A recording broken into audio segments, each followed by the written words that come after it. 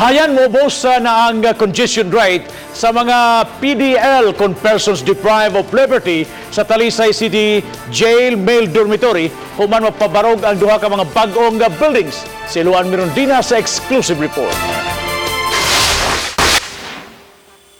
Niadtong Sabado, gipahigayon ang turnover, blessing ug inauguration sa duha ka bag-ong building sa Talisay City Jail Male Dormitory. Usa ka 4-story 16 holding cell ug laing 2-story 8 holding cell nga may tagsa-tagsa ka mga roof deck ang dungan nga gisubhan. Mukantidad sa 25.3 million pesos ang kantidad sa duha ka mga bag-ong building.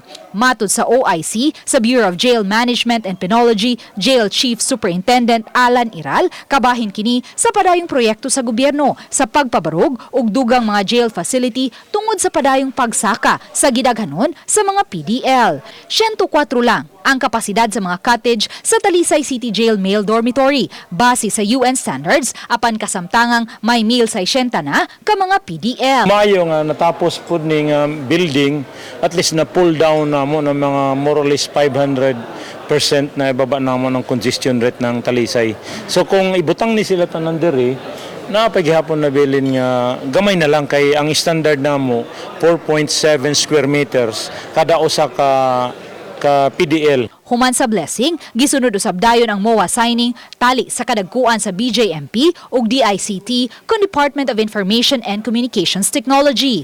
Kabahin kini sa aftercare program alang sa mga PDL nga samtang anaa pa sila sa bilangguan, makaangkon sila og mga skills nga mamahimo nilang magamit sa ila unyang paglaya. Ito ay may naglalayong turuan yung mga hindi pa marunong sa computer na personnel, including of course yung PDL, kasi magagamit nila ito bilang skill paglabas nila sa makakuha sila ng trabaho.